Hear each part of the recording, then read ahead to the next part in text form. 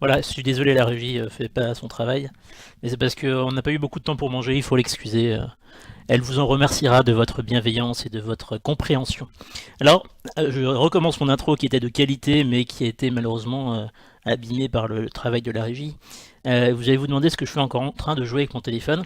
Eh bien, je suis un mec corporate, le saviez-vous? Et du coup, je suis en train d'être sur YouTube, que vous voyez mal parce qu'il y a l'incrustation. Et du coup, ce que je vais faire, je vais mettre symboliquement un pouce bleu, un pouce en l'air, et je vous invite à faire de même. Voilà, de façon à ce que cette vidéo soit mieux référencée sur YouTube. Bonjour à toutes, bonjour à tous. Oui, il faut commencer par dire bonjour, c'est tout à fait vrai. Mais je préfère les introductions un petit peu originales, un petit peu créatrices, créatives, et finalement qui sortent de l'ordinaire, qui sortent de votre quotidien. Bonjour. Je vais essayer de mettre mon micro devant, devant la bouche. C'est plus facile pour parler. Bonjour à toutes, bonjour à tous, bonjour Perceval. Comment va ma pensée complexe aujourd'hui? Elle va bien, merci pour elle. Bon, rebonjour Julie, bonjour Tibbs, bonjour, rebonjour Visi aussi. Enfin, bonjour à tous ceux qui n'étaient pas là au Conseil des ministres. Vous aurez le replay très bientôt, je le mets en ligne cet après-midi, promis. Rebonjour à tous ceux qui étaient déjà là. Salut Damien. Désolé que la régie t'a coupé dans mon monologue de rediffusion tout à l'heure. Ça reviendra, promis. On s'y engage solennellement. Bonjour Lélinia. Léna. Lénéa. Je suis daltonien, donc j'ai du mal à lire le pseudo et ça s'affiche en vert chez moi, donc c'est compliqué. Bonjour Zorg. Bonjour le Schizofrench. Bonjour Adix. C'est une alternative à Hardisk, c'est ça? Ton pseudo? Salut Gultix. Salut Redetskirel. Salut Phyton. Est-ce que la régie a changé ou c'est encore la même ouffu? C'est une excellente question. Je remercie la régie qui est pro, au moins autant que les modérateurs. La régie assurée par un certain Alexandre. Voilà une régie un petit peu géopolitique, un petit peu une couleur multilatéraliste finalement. Hein, disons les choses comme elles sont. Salut Camarde, salut Tché. Je, je veux pas te prêter de fausses intentions, mais il me semble qu'il manque une lettre dans ton message. Salut Durandal, il est encore temps d'adhérer à l'UPR, Sylvain. Alors, puisque tu en parles, il est temps pour moi de faire mon coming out politique. Non. La régie est en hyperglycémie. Puisque la régie est en train de manger, on peut en parler. Mais je ne balancerai pas les infos confidentielles de réalisation de ces émissions. Voilà. Sylvain, bien mangé. Eh ben écoute, c'était pas mal. C'était pas mal. Une petite salade de qualité, préparée avec amour par votre serviteur. Oui, je mange healthy et de manière saine parce que je suis un bobo parisien avant tout. C'est une révélation ça. Non, je suis dijonnais. Oubliez ce que j'ai dit, je suis dijonnais. Voilà. Alors, 14h49. Nous allons parler des questions d'actualité au gouvernement puisque c'est un petit peu le sujet qui nous intéresse présentement. La régie mange des kebabs financés par les dons, voyons. Non. Doublement non d'ailleurs, c'était pas un kebab. C'était pas vraiment un kebab. Tu peux dire si, c'est pas un kebab. Ça, j'appelle pas ça un kebab. Kebab, c'est pas avec du pain comme ça. Mais effectivement, ces frites étaient très bonnes. Un bobo parisiano-hyperiste. Ouais, c'est à peu près ça. C'était toute ma difficulté ce week-end dans le match Dijon-PSG d'ailleurs. Mais cela n'est pas le sujet du jour, hein. Donc on va dire qu'on va pas en parler. Alors, la régie ne mange que des pépitos, mais ça c'était avant, c'était sous l'ancienne législature. Les pépitos c'est fini, Vécaboche.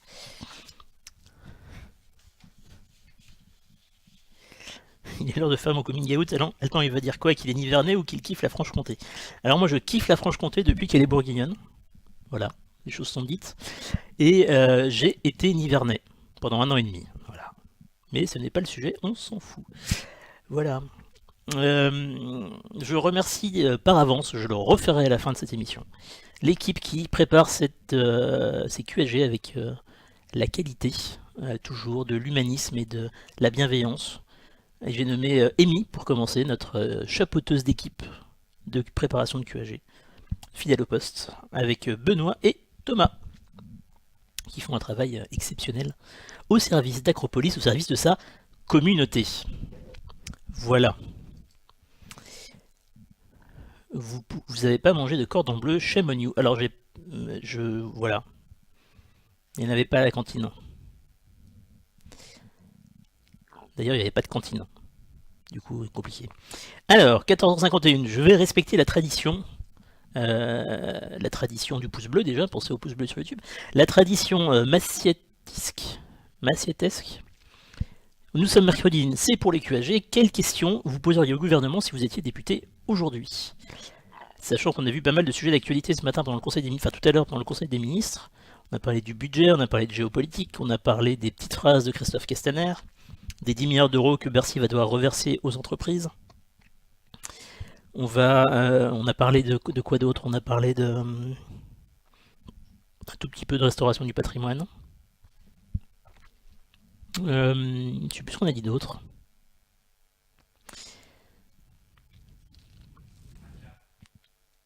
On a parlé de Raqqa, oui j'ai dit géopolitique.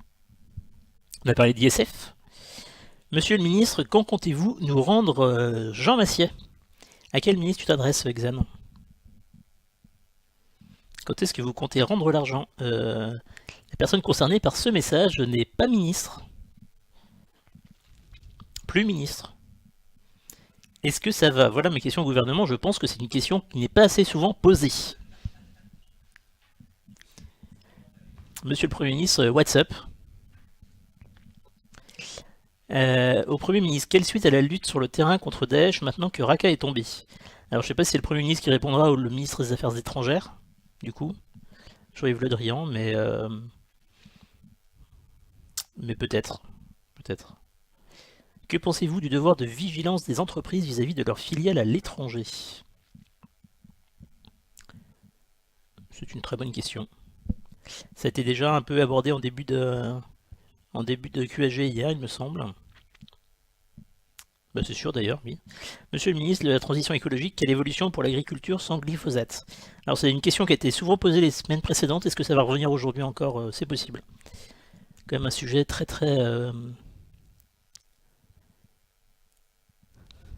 c'est un sujet très sensible. Monsieur le ministre de l'Intérieur, y a-t-il beaucoup de risques d'attentats sur nos députés? Alors cette question de Dead Skirel fait suite à, vous avez peut-être suivi l'arrestation d'une dizaine de personnes qui avaient préparé des attentats, notamment contre des personnalités politiques comme Mélenchon et Castaner, des personnes plutôt d'orientation d'ultra-droite. Que pensez-vous de l'e-sport au JO 2024? Alors je pense que c'est une bonne question, mais c'est plutôt à, comment il s'appelle? L'organisateur, le responsable de la commission. L'ancien sportif, là, je sais plus comment il s'appelle. C'est pas forcément le gouvernement qui va répondre à cette question. Est-ce normal que Pierre Gattaz propose de surveiller quotidiennement les chômeurs quand le MEDEF n'a pas créé les emplois promis avec le CICE? Alors je te spoil la réponse est oui, c'est normal qu'il le propose. C'est son rôle. Qu'on soit d'accord ou pas. Maintenant on en pense qu'on en veut. Madame la garde des Sceaux, allez-vous autoriser le tilde sur le N pour le président? Ok. On est sur une question bretonne, il me semble. Donc pas intéressante. Petite question sur la première éolienne flottante installée. Elle a été installée, Max?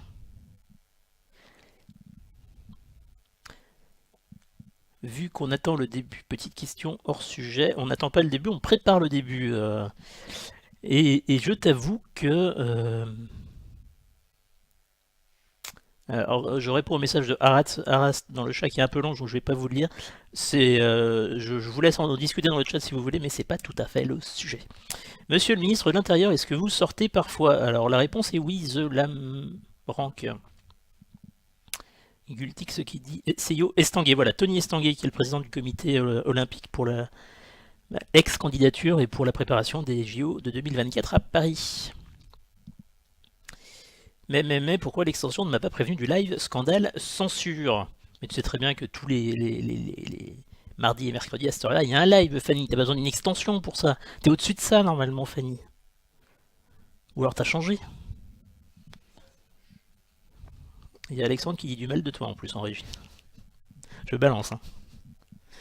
Ah, mais si le FN se met à faire des attentats comme Daesh, où va le monde? Alors je te laisse responsable de tes propos, Xan. L'ultra-droite ne se résume pas au FN. Monsieur le Premier ministre, quand comptez-vous rendre Dijon comme capitale de la France? C'est pas le Premier ministre qui le décidera, c'est Dijon qui l'imposera en fait, avec Caboche. Charles Maurice, je pense que je vais te ban bientôt. Jean-Luc Mélenchon pose une question justement. Oui, il y a une question de Jean-Luc Mélenchon qui sera posée. Quand Acropolis sera soutenu financièrement, monsieur le ministre? Ça, je pense pas qu'il y ait un député qui va poser la question non plus. On sait jamais, j'ai un doute. Monsieur le Premier ministre, maintenant que la ville de Raqqa, on a déjà posé la question, que faire de l'avenir des forces kurdes et d'un hypothétique Kurdistan irakien? Alors c'est une bonne question, très complexe, je ne sais pas si les QAG sont l'endroit le plus adapté pour ça. Parce que réponse en 2 minutes pour expliquer la position de la France, c'est compliqué, mais la question est bonne. J'ai du sang breton et bourguignon, Sylvain, je fais comment? Eh ben, tu as de l'espoir. Il te reste l'espoir. Tu peux te repentir encore. Tu peux encore renier tes origines bretonnes.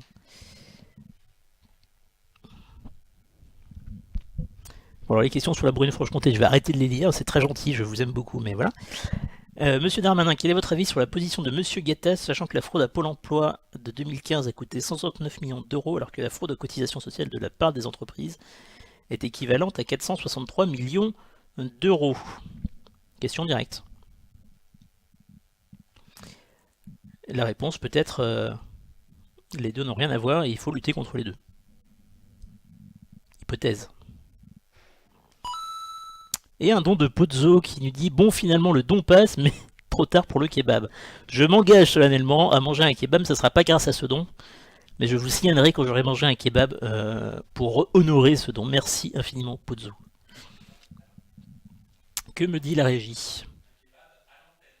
Un kebab à l'antenne. Non. Il veut que je mange un kebab à l'antenne, ça n'a aucun intérêt. Voilà. Et il y a Fanny qui te fait des menaces en plus, je sais pas si tu regardes le chat.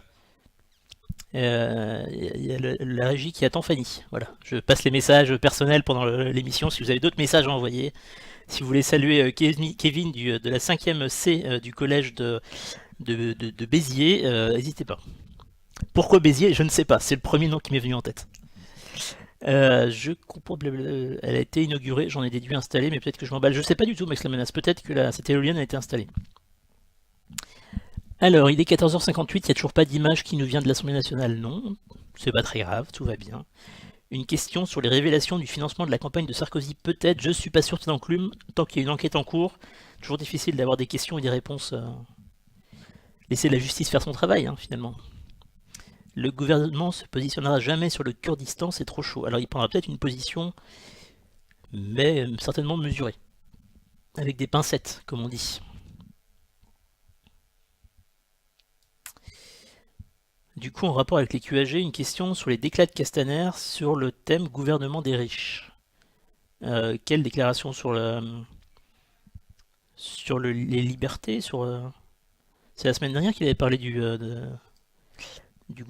budget pour les riches.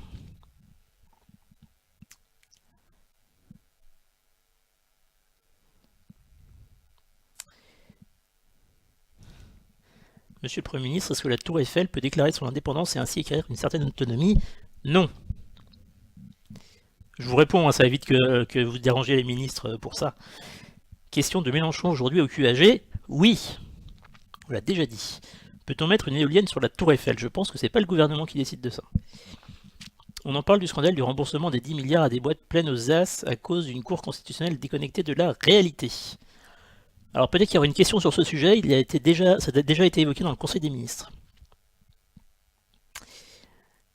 Quand une automatisation des indemnisations chômage peut être la solution à la fraude? Bon courage pour mettre ça en place, Glenn.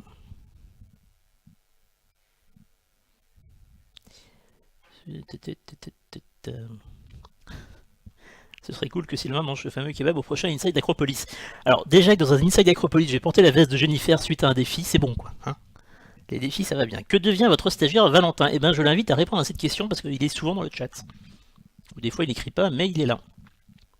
Dans l'ombre, il se cache, il est partout, dans les villes, dans les campagnes. Pardon, je m'égare. Question à la régie. Pourriez-vous retravailler l'overlay un poil car on lit mal les pseudos? La réponse est non catégorique. Voilà. Hein. Je transmets, moi. Voilà. Qu'est-ce que tu penses de Jean-Michel Apathy qui oppose une tentative d'attentat de la part de l'extrême droite aux violences d'extrême gauche face à François Ruffin? Est-ce normal de se sentir obligé de parler d'un autre sujet pour minimiser la violence de cette actualité? Question de Benji Funky, j'ai envie de te répondre. Et toi, tu en penses quoi? Voilà. Jean Massier, si tu nous écoutes. L'Irak a pris le contrôle du pétrole, le Kurdistan c'est fini. Ok. Et une dédicace à Jean juste pour dire qu'on pense à lui. Ça tombe bien. Voilà, c'est ce que je viens de faire. Alors j'ai beaucoup de retard sur les messages, on envoie plein de love à Jean, oui absolument. Tu te sens exploité Valentin? Alors Valentin n'est plus stagiaire chez Acropolis. Hein. Prenez-vous les stagiaires pour le stage de 3ème? Pas encore. Quand on aura une vraie organisation, on le fera. Bonjour à tous ceux qui viennent d'arriver, bonjour Fimat, bonjour Emeline. Enfin rebonjour du coup. Monsieur... Jean, il est où? Jean, il est dans son lit. Voilà. C'est l'heure de la sieste. 15h02, on n'a toujours pas d'image? Peut-être que tu peux actualiser le... On a une image. Nous allons donc passer au fabuleux générique de Théo. Et nous repassons ensuite à l'Assemblée nationale.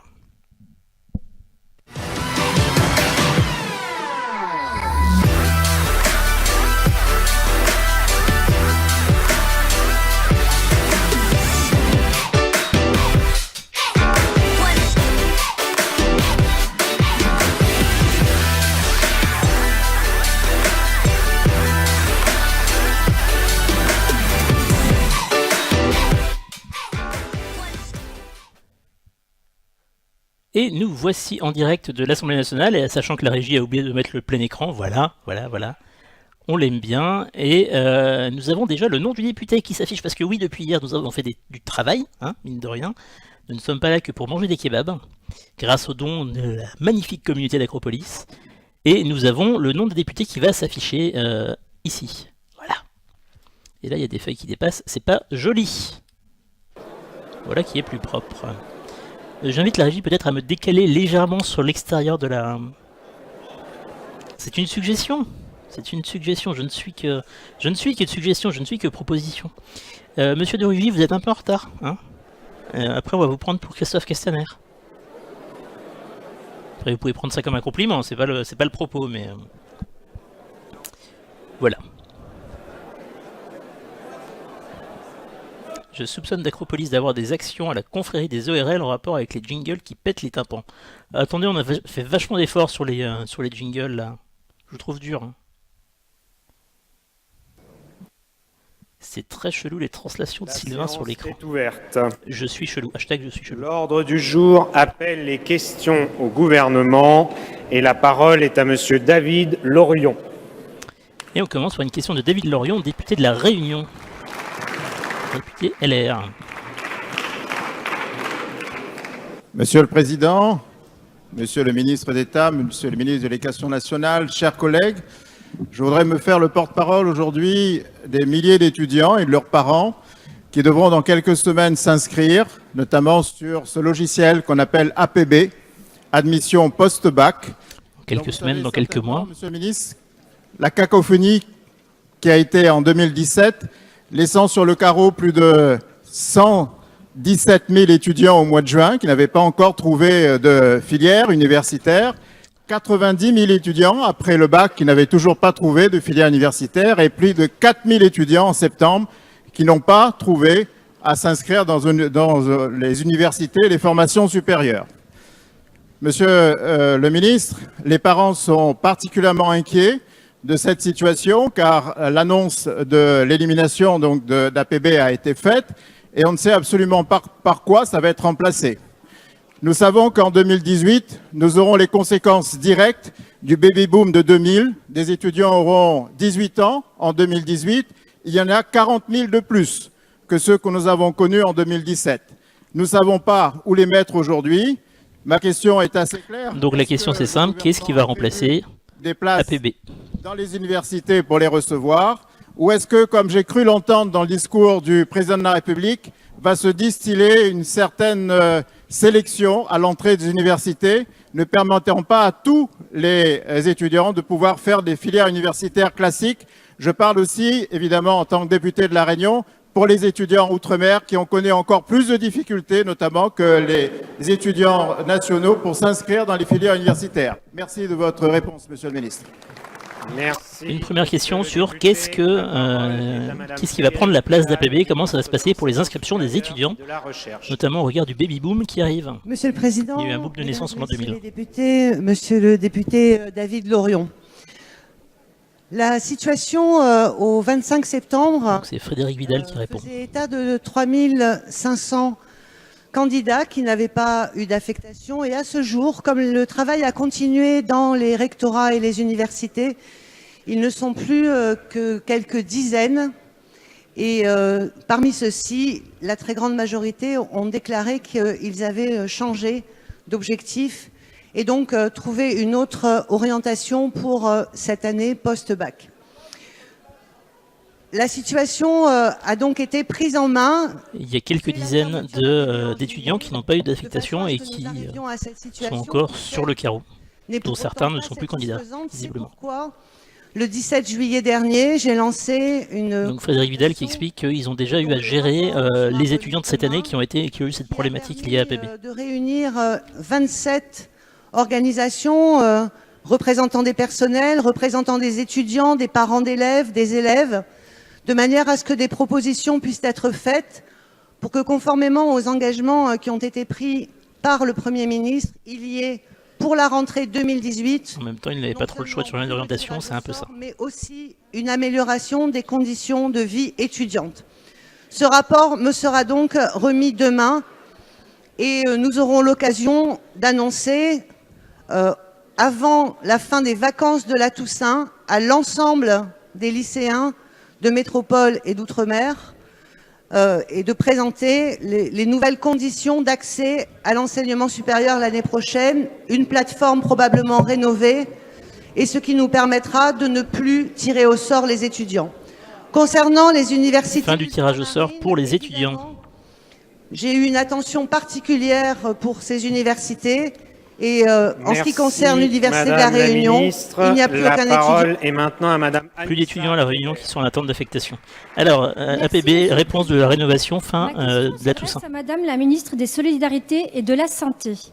Hier avait lieu la 30e journée mondiale du refus de la misère. Cette journée donne la parole aux plus démunis, la parole sur leur résistance quotidienne, la parole sur leurs aspirations. Notez que l'habillage d'Acropolis est beaucoup plus réactif que celui de l'Assemblée nationale, qui date de la fin du début des années 90, selon Jean Messier. De lutte contre la pauvreté. Qui a raison, sans doute. En 2014, selon l'INSEE, 14% de la population vivait en dessous du seuil de pauvreté. Dans certaines communes de ma circonscription, ce taux peut même être supérieur à 20% comme à Rieux-la-Pape ou à 50% dans des quartiers classés en politique de la ville, à Bron et à Vauvelin. Les quartiers en politique de la ville, c'est des quartiers un peu sensibles. La pauvreté, 3 quartiers populaires. Enfants. Ainsi, dans notre pays, un enfant sur 5 vit dans une famille pauvre. Au-delà de ces chiffres, nous devons nous engager pour que les enfants pauvres d'aujourd'hui ne deviennent pas les adultes pauvres de demain. Il ne faut donc pas seulement lutter que les enfants pauvres d'aujourd'hui ne deviennent pas les adultes pauvres de demain. Ça, c'est de la punchline. C'est le sens des mesures portées par le projet de notre président Emmanuel Macron et dont la mise en place... Question Choupa, évidemment. Avec le développement des classes de CP et de CE1, réseau d'éducation prioritaire depuis septembre. Donc une nouvelle question sur l'éducation posée par la députée Anissa Keder, députée du Rhône, qui est dans la vie civile cadre hospitalière. Elle a travaillé, droit au logement. Elle a été infirmière, puis cadre de santé, ensuite travaillé aux urgences psychiatriques de Bron. Il reste beaucoup à faire. C'est à côté de Lyon. Le gouvernement s'apprête à fixer un cap. Et voilà. Pouvez-vous, Madame la Ministre, nous préciser votre feuille de route pour lutter contre l'exclusion et a priori, il y a une réclamation sur son élection qui est en cours. Madame la députée. Qui a été déposée par son adversaire. La parole est à Madame Agnès Buzyn, ministre de la Santé et des Solidarités. Et donc, c'est quel est l'avenir des solidarités en France? Madame la députée Keder, pour qu'il y ait la progression sociale des enfants. Ne doit connaître aucun répit. 1 million de personnes pauvres supplémentaires depuis 10 ans. Et un nombre d'enfants croissant. C'est elle qui s'était fait attaquer sur le procès en amateurisme, je ne me souviens plus. C'est la raison pour laquelle, avec le président de la République, nous avons lancé hier une concertation avec les différents acteurs du champ qui devrait aboutir à une stratégie de lutte contre la pauvreté des enfants et des jeunes en mars 2018. Nous avons comme méthode d'impliquer les personnes pauvres, d'impliquer les associations, mais d'impliquer également les départements, les élus, les maires. Nous avons l'intention de décliner cette feuille de route selon 3 axes. D'une part, un axe autour de la prévention pour les personnes les plus précaires, afin qu'elles ne tombent pas dans la pauvreté et dans l'exclusion. Un axe autour de l'accompagnement et la simplification des droits, parce que le non-recours aux droits est un des problèmes majeurs aujourd'hui, donc un enjeu de simplification des dispositifs. Le non-recours aux droits, c'est par exemple, je crois, la moitié des personnes qui peuvent toucher le RSA qui ne le touchent pas. Pour plusieurs raisons. Je vous l'ai dit, je serai accompagnée pour cela d'un délégué interministériel. Ce plan sera interministériel avec le ministre de l'Éducation nationale, le ministre du Logement. Donc l'opposition qui n'est pas contente puisqu'il y a un poste de délégué interministériel qui va être créé, ça fait un emploi en plus, etc., etc. Vous avez vu sur l'image qu'il y a des députés qui se déplacent puisqu'il va y avoir une question. Et du coup, ils se mettent en grappe derrière la personne qui va poser la question. Madame la ministre. Voilà, la ministre Agnès Buzyn qui a présenté son plan de lutte contre la pauvreté. Monsieur le Président, Monsieur le Ministre, mes chers collègues. La question est constructive. Je souhaite aujourd'hui me faire le relais des incompréhensions et inquiétudes face au sort réservé à l'APL dans le projet de loi de finances 2018. Ah, le point APL. La manifestation des représentants de bailleurs sociaux et des associations de défense de locataires hier doit nous alerter. Le gouvernement prévoit en effet une baisse de cette aide de l'ordre de 50 € par mois qui serait compensée par des baisses de loyers équivalentes dans les logements sociaux, supportés intégralement par les bailleurs sociaux. Dans 1 an, ce sont la moitié des organismes qui seront dans le rouge. Tous les offices vont perdre en capacité de maintenance, de réhabilitation, de construction. Dès à présent, des projets sont stoppés au vu des annonces déjà faites. La mesure est loin d'être indolore et ne peut que créer fracture territoriale et fracture sociale. Elle pénalise les locataires qui devront souffrir d'un parc moins bien entretenu et moins renouvelé. Les bailleurs sociaux... Le député Guy Bricout, donc député du Nord, qui fait le porte-voix des bailleurs sociaux qui s'inquiètent de l'évolution de leurs revenus. Donc le projet de budget qui prévoit une baisse de 50 € des APL qui sont versés directement aux bailleurs sociaux pour les locataires. Bon, il y en a. Enfin, quand ils touchent quand ils ont droit aux APL, évidemment. Et du coup, plusieurs années difficiles. Je rappelle une baisse des loyers qui compense les APL, tout ça, ce qui fait des revenus en moins forcément pour les bailleurs sociaux, compensés par des solutions présentées par le gouvernement, plus ou moins compensées, ça ils vous expliqueront mieux que moi. Et du coup, les bailleurs sociaux s'inquiètent d'avoir moins de revenus, donc de pouvoir moins construire de logements sociaux et moins pouvoir entretenir les logements sociaux existants. Et donc la question, c'est qu'est-ce que vous faites pour solutionner cette problématique et cette inquiétude des bailleurs sociaux? Le dialogue trop vite bouclé avec les différents acteurs concernés. La question est trop longue. Afin de revenir sur cette mesure injuste à différents niveaux. Merci, monsieur le député. Je pense que ça a tenu tout juste dans les 2 minutes. Monsieur Jacques Mézard, ministre de la Cohésion. Et c'est Jacques Mézard qui lui répond. Monsieur le Président, Mesdames... Je pense que l'opposition n'est pas contente parce que c'est pas le ministre du Budget qui répond. Je voulais vous dire que le dialogue n'a jamais été rompu, que chaque jour, nous le maintenons au ministère de la Cohésion des Territoires. Ce dialogue, il continue à être poursuivi et bien évidemment, je tiens à vous dire que dans ce secteur, oui, il faut une restructuration et cette restructuration, elle est d'ailleurs reconnue par la grande majorité des intervenants. Oui, il existe une diversité considérable entre les différentes structures. Je ne reviendrai pas sur les conclusions de la Cour des comptes, vous les connaissez. Ce que nous voulons, c'est créer avec les acteurs un modèle nouveau, performant. Et tous les efforts qui sont demandés pour aboutir à une baisse de loyer, je vous le dis formellement, seront compensés par des moyens supplémentaires apportés par l'État. Le gouvernement, en apportant ces moyens a proposé, et ça a été l'objet d'un courrier officiel du Premier ministre, la stabilisation durable du livret A, la mise en place d'une enveloppe de prêt de 4 milliards d'euros à taux fixe, la mise en place de 2 milliards de prêts de haut de bilan, 600 millions. En gros, le gouvernement qui répond que l'État propose des solutions de financement différentes et nouvelles, intéressantes en soi, pour compenser cette problématique de source de financement pour les bailleurs sociaux. Rénovation énergétique, nous allons dans ce sens. Oui, je vous le dis, le dialogue continue et nous allons arriver à moderniser ce secteur. Et donc la volonté du gouvernement, c'est de moderniser le secteur La parole est à du logement social. Pascale Fontenelle-Personne. Monsieur le Président, chers collègues, cette question s'adresse à ma nièce Agnès Buzyn, ministre des Solidarités et de la Santé. Pascale Fontenelle, vous en rappelez peut-être, c'est elle qui proposait, c'est l'agence de voyage dont elle est propriétaire qui proposait des visites de l'Assemblée nationale payantes. Elle est apparue comme une réponse efficace à ce défi. Elle s'est défendue en disant que c'est pas la visite qui était payante, mais le transport et la restauration depuis la Sarthe, d'où elle est originaire. Donc une meilleure maîtrise des coûts de santé. Et qui n'a pas eu de visite depuis son élection. Malgré les atouts non négligeables, la télémédecine peine à se développer en France, où les cas de zones peu denses se multiplient. Dans une petite commune sartoise, il n'y a plus aucun service de radiologie. Pour passer une radio, les habitants du secteur doivent se rendre au Mans, à plus de 30 km. Des médecins ont alors récemment imaginé... Question de désertification médicale, une question choupa pour que le gouvernement puisse présenter ses solutions pour faire face à cette situation. Il éviterait aux patients de faire de la route et les caisses généreraient ainsi des économies en transport sanitaire. Mais... Transport sanitaire, c'est les ambulances, les VSL, etc. Mais le projet bloque et se heurte...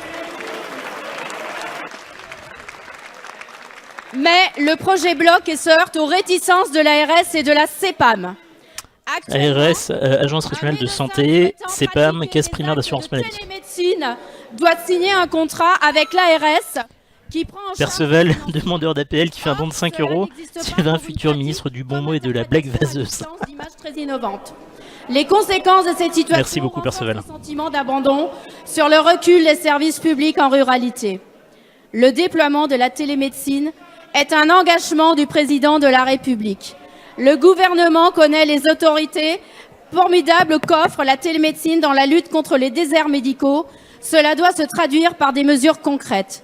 Je vous demande donc, Madame la Ministre, de préciser les mesures que le gouvernement compte mettre en place. Merci. Voilà Madame Fontenelle, la députée Fontenelle qui...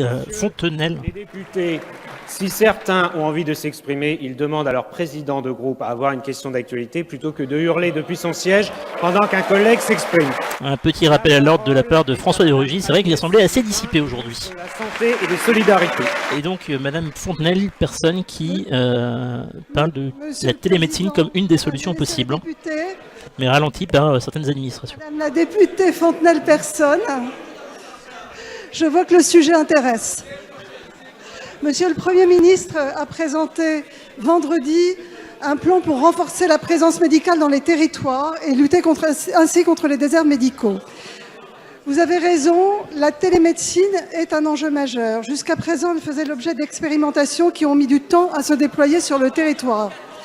Nous avons donc prévu, dans le projet de financement projet de loi de financement de la sécurité sociale, de faire rentrer la télémédecine dans le droit commun. Cela veut dire que les téléconsultations et que la téléexpertise pourront être financées par les tarifs de la sécurité sociale, la négociation entre les médecins libéraux et l'assurance maladie. Donc la télémédecine va devenir légale en France, ce qui n'était pas le cas jusque-là, elle était à titre expérimental dans certains secteurs. Puisqu'elle est déjà d'usage courant par les professionnels. Par ailleurs, nous allons débloquer dans le grand plan d'investissement... Légaliser, ça veut dire aussi rembourser par la Sécu. Pour développer la santé numérique. Mounir Majoubi est en charge de m'accompagner dans ce projet, puisqu'il va falloir équiper... Mounir Majoubi, c'est le secrétaire d'État au numérique. Les établissements de santé, les EHPAD, de façon à pouvoir transmettre, évidemment, les images pour la télémédecine et la téléexpertise. Tout cela débutera dès le 1er janvier 2018.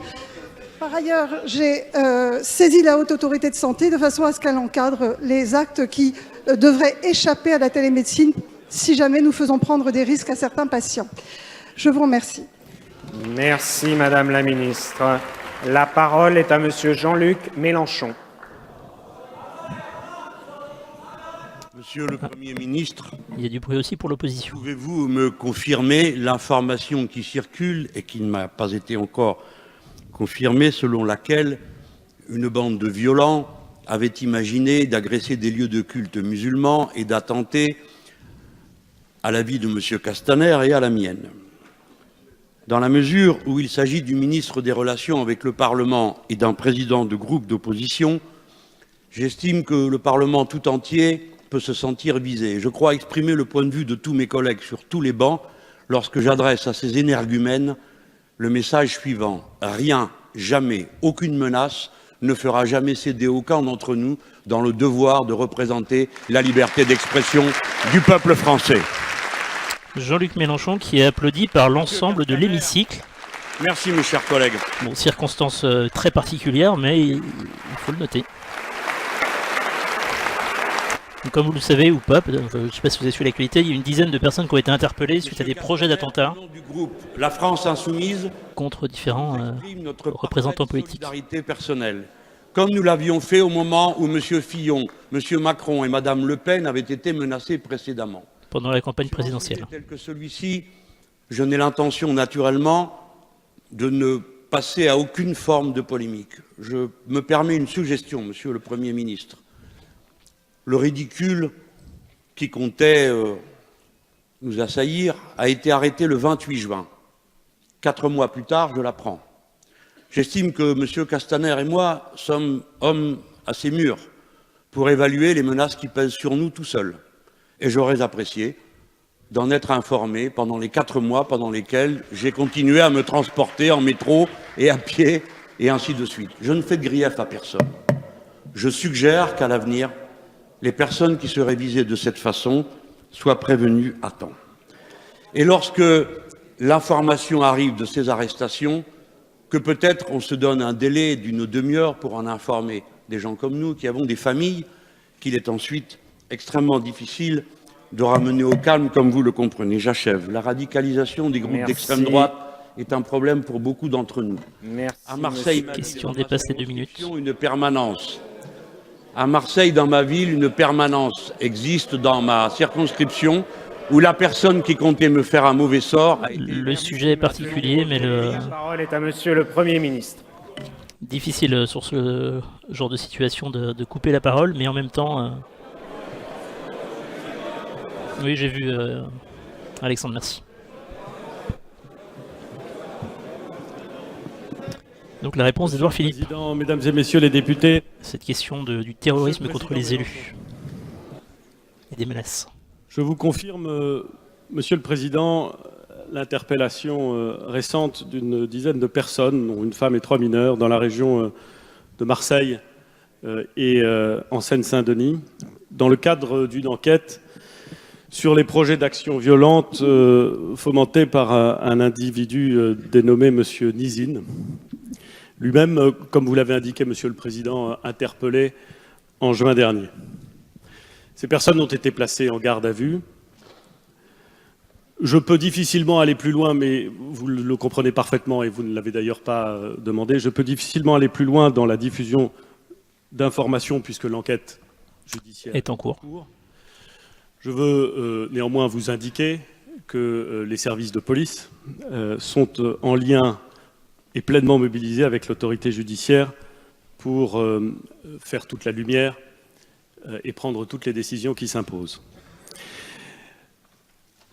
Si ou lorsque une menace précise et caractérisée est identifiée contre une personne, qu'elle soit un citoyen,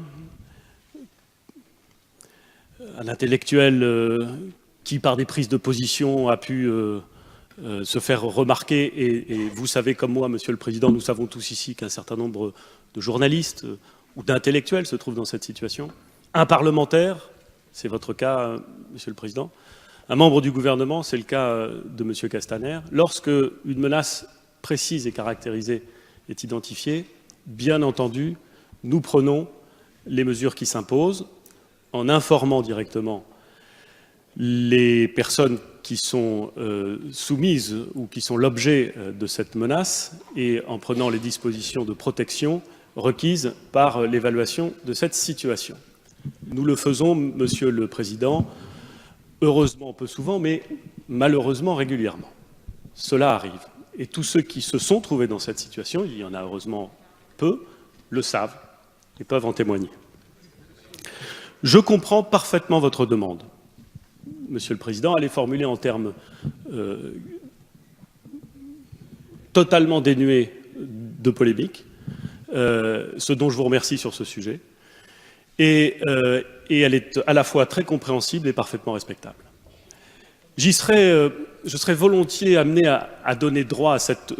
Ce n'est pas véritablement une demande, au fond, oui, si, c'est une demande, allons, disons-le. J'y donnerais volontiers droit. Un peu compliqué de répondre à la question. Moi, Monsieur le Président, et je crois que vous pourrez me rejoindre sur ce sujet, qu'en la matière, il faut laisser aussi, peut-être pas seulement, mais aussi aux forces de l'ordre et la police faire son travail. Judiciaire qui mènent l'enquête, le soin de déterminer si nous sommes dans quelque chose qui est caractérisé et sérieux, et le soin de mener son enquête sans fragiliser, dès lors qu'on est sûr qu'il n'y a pas de menace réelle et sérieuse, sans fragiliser l'enquête qui est en cours. Mais je pense que la question que vous posez et la situation dans laquelle nous nous trouvons impose que, de manière constante, nous réinterrogions nos procédures et l'attitude que nous avons face à ce type de menace.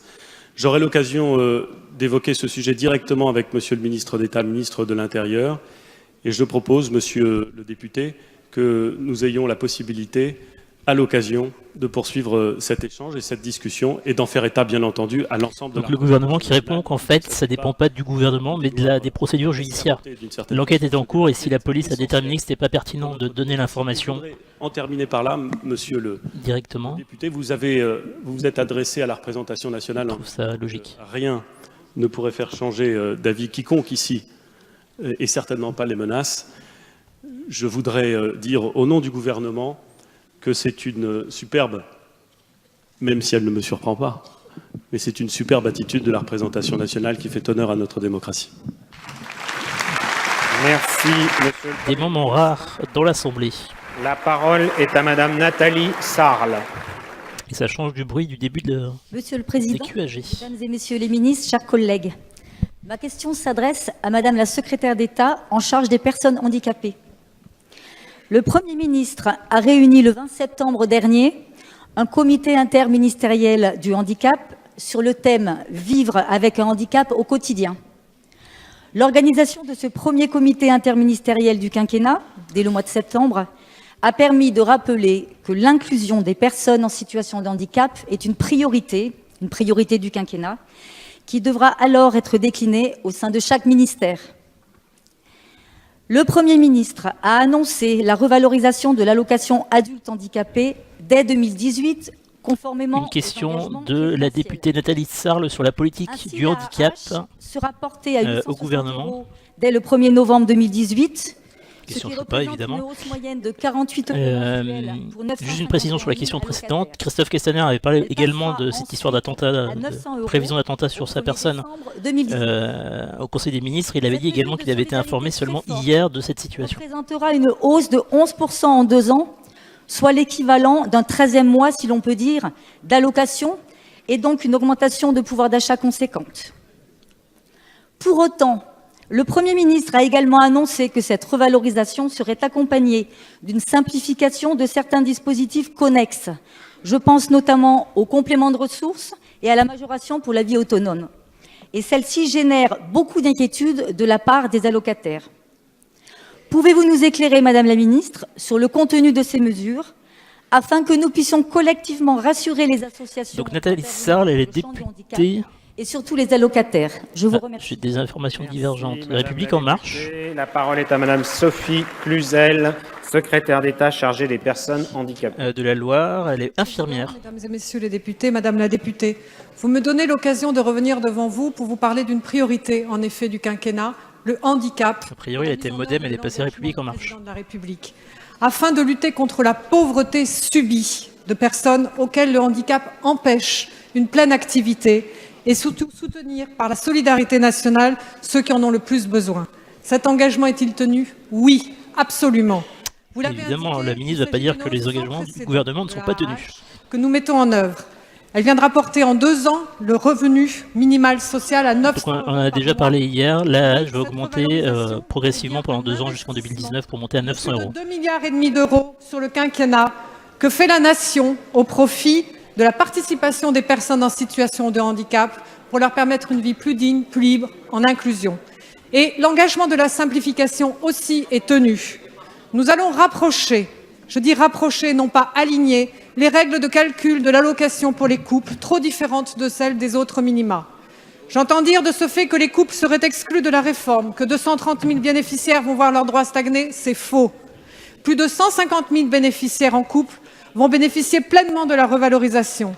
Cela va représenter pour eux un gain de 180 euros. Donc une simplification des règles de revenus garantis pour que ce soit plus simple. Strictement préservé et stable à la hauteur de 1 620 euros au-dessus du seuil de pauvreté. Alors oui, certains couples dont le revenu est supérieur ne bénéficient On est en train de perdre le chat par contre, de la même façon. à cause de Jennifer, forcément. Conforme à l'esprit de cette mesure que d'aider le plus ceux qui en ont le plus besoin. Nous simplifierons également, mais pas avant 2019, les 2 compléments de ressources. 2 objectifs prioritaires nous guideront. Supprimer toute double évaluation et pour lesquels et flécher les financements pour ceux dont la charge de logement est le plus élevée. Toute projection sur les gagnants ou perdants de cette mesure relève de la spéculation et nous travaillerons ensemble avec les associations à ce sujet. Je vous remercie. Merci Madame la Ministre. La parole est à Madame Isabelle Florennes. Merci Monsieur le Président. Ma question s'adresse à Monsieur le ministre de l'Intérieur. Monsieur le ministre, je souhaite évoquer ici la situation que connaît actuellement la préfecture de Nanterre, mais qui peut concerner, je le crois, de nombreuses autres préfectures. Depuis près de 4 mois, l'accueil des demandeurs d'asile et des étrangers en situation régulière souhaitant renouveler leur titre de séjour enregistre d'importants retards, et ce, en dépit des nombreuses actions et dispositifs mis en place par les services préfectoraux. Je tiens à cet égard à saluer le travail considérable mené par le préfet des Hauts-de-Seine. Donc la question sur l'organisation des préfectures, notamment celle des Hauts-de-Seine, puisque Isabelle Florennes est députée des Hauts-de-Seine, députée MoDem. Importants n'ont pu totalement résorber les retards accumulés. Elle est attachée territoriale au Centre national de la fonction publique territoriale, le CNFPT, bien connu des fonctionnaires territoriaux, organisme de formation notamment, entre autres. Cette situation, ce phénomène s'accompagne depuis peu d'un commerce. Elle a été pendant 12 ans assistante parlementaire de son père Jean-Marie Van Lerenberg, sénateur et donc aussi sur le plan sécuritaire. Il n'est pas sénateur MoDem, lui ? Outre ces difficultés, je tiens à souligner que les retards accumulés. Elle a quitté son poste avant l'élection de 2017. Conséquences néfastes pour les requérants, certains d'entre eux pouvant même risquer la perte de leur emploi. Cette situation, provoquée par la mise en liquidation de la société Facem Management et la fermeture de la plateforme d'accueil qui l'a suivie, appelle des solutions pérennes et une réflexion autour de la gestion de l'afflux des dossiers au sein des services préfectoraux. Aussi, je vous demande, Monsieur le Ministre, de bien vouloir m'indiquer les mesures qui pourraient être envisagées collectivement afin de soulager les services et ainsi permettre de retrouver un délai raisonnable de traitement des demandes. Merci. Merci, Madame. Voilà une question d'explication sur les dispositions du gouvernement pour améliorer le fonctionnement des préfectures. Monsieur le Président, Mesdames, Messieurs les députés. C'est Christophe Kestener qui répond. Vous soulevez à la fois un exemple et un cas d'un territoire en particulier, mais aussi une problématique plus globale de l'accueil de celles et ceux qui, en France, demandent la reconnaissance et les papiers. Je crois que dans ce pays, depuis de trop longues années, on a pensé que la complexité administrative pour demander des papiers était un élément qui allait permettre de diminuer le nombre de demandeurs. Alors celles et ceux qui ont fui leur pays, qui quelquefois ont fui pour survivre, n'ont jamais peur de faire la queue pendant 2 jours, 3 jours devant une préfecture. Et la situation que vous soulevez est effectivement globale et c'est celle de la gestion. Mouvement démocrate et apparenté, c'est quel parti ? Mouvement démocrate. Et le Premier ministre l'a annoncé, présentera dans quelques semaines un projet de loi sur l'immigration et sur l'asile pour faire en sorte qu'aucun demandeur d'asile ne voit son dossier instruit dans des conditions qui sont quelquefois inhumaines et qui peuvent durer jusqu'à 18 mois à 2 ans. Et l'objectif est que ce délai total d'instruction soit de 6 mois. Dans le cas particulier de la préfecture de Nanterre, délai d'instruction de 6 mois maximum notamment pour les demandes d'asile désormais, au lieu de 18 à 24 mois dans les pires cas présentés par Christophe Castaner. La sécurisation des alentours afin de garantir à tous les usagers un accès dans de meilleures conditions et de mettre fin au trafic de tickets. Aujourd'hui, des dispositions ont été prises. Le trafic des tickets est éradiqué sur le site de cette préfecture. Et je peux vous dire que ces 700 personnes arrivent à être... Le trafic des tickets, c'est comme dans beaucoup d'administrations aujourd'hui, comme à la boucherie dans votre supermarché à l'époque. Vous prenez un ticket et ça définit l'ordre de passage. Des personnes supplémentaires pour gérer ça, mais plus globalement. Donc visiblement, il y a des trafics de tickets, il y a des reventes de tickets. Qui ne pouvaient être présents aujourd'hui. J'imagine que ça se fait moins dans les boucheries que dans les préfectures. Mais... Pour traiter des questions de sécurité, peut-être que je me trompe. Le déploiement de 150 personnes dans nos préfectures pour faire en sorte que les conditions d'accueil et d'examen soient plus humaines. Merci, monsieur le ministre. Déploiement de 150 personnes en plus dans les préfectures. Monter les effectifs pour améliorer l'humanité du processus. Ma question s'adresse au Premier ministre. Monsieur le Premier ministre, il y a quelques semaines était annoncée la fusion entre le français Alstom et l'allemand Siemens pour donner naissance... Comme dans chaque QAG depuis le début de la session parlementaire, on a une question sur le rapprochement entre Alstom et Siemens. Justifiait cette fusion avec l'objectif de lutter plus efficacement contre le numéro 1 mondial du ferroviaire, le chinois CRRC. De numéro 1 mondial, il en est aussi question avec la Compagnie des Alpes. Premier opérateur mondial de remontée mécanique, la Compagnie des Alpes, au résultat profitable, est aujourd'hui détenue à 40% par la Caisse des dépôts et consignations. Or voilà, qui est un organisme depuis d'État. Plusieurs semaines, un certain nombre de rumeurs circulent s'agissant du devenir capitalistique de cette société. Des investisseurs chinois pourraient rentrer dans le capital. On parle aussi d'une privatisation totale. Moins d'investissements dans les stations de ski françaises. Donc la Compagnie des Alpes qui gère les remontées mécaniques, qui produit, je pense plutôt, les remontées mécaniques dans beaucoup de stations, qui est une entreprise française numéro 1 au monde, d'après le député Vincent Rolland, député républicain de Savoie, ce qui paraît assez logique du coup, et qui s'inquiète de la possible privatisation, donc la vente des parts de la société par la Caisse des dépôts et consignations. Pas d'action, si possible, possiblement à des entreprises chinoises. Et donc il s'inquiète qu'on se pose des questions sur la Compagnie des Alpes, alors qu'on a pris en compte la possibilité par Alstom de se rapprocher de Siemens pour ne pas avoir des investisseurs chinois chez eux. La stratégie du gouvernement est bien le maintien des centres de décision en France. Je vous remercie. Merci, monsieur. Et donc il met sur le même plan le transport ferroviaire et les remontées mécaniques. Monsieur le Président, Mesdames et Messieurs les députés, Monsieur le député Vincent Rolland, qui est collaborateur parlementaire. Comparaison n'est pas raison. Et je ne suis pas certain qu'on puisse comparer la fusion... Et il est très engagé sur le tourisme local, ce qui a du sens du coup avec les remontées mécaniques. Si vous voulez faire une comparaison, faites-la avec le groupe Club Méditerranée, qui a trouvé un nouvel élan dans une alliance avec les Chinois. Le Club Med. C'est une magnifique entreprise. C'est 5000 emplois, c'est 750 millions d'euros de chiffre d'affaires. C'est une implantation partout en France, c'est une présence en termes de remontée mécanique dans quasiment toutes les stations de ski françaises. C'est une présence dans les plus grands parcs d'attractions de France, je pense au Futuroscope, je pense au parc Astérix. Nous veillerons au bon développement de la Compagnie des Alpes. Nous veillerons à ce que les emplois soient préservés. Nous veillerons à ce que les sites économiques soient préservés. J'ai eu l'occasion d'en discuter avec le président du conseil départemental de la Savoie. Bruno Le Maire qui dit qu'il va faire attention. Mais je pense qu'il ne va pas prendre d'engagement plus précis. La Compagnie des Alpes doit se développer, elle doit trouver les partenaires, mais les deux lignes rouges que nous fixons sont simples. Nous devons maintenir l'emploi en France et maintenir le développement des sites sur le territoire français. Je vous remercie. Merci, donc, Bruno Le Maire qui répond qu'il peut y avoir des investisseurs chinois, il n'y a pas de problème tant qu'on maintient l'emploi en France et qu'on développe économiquement les sites en France.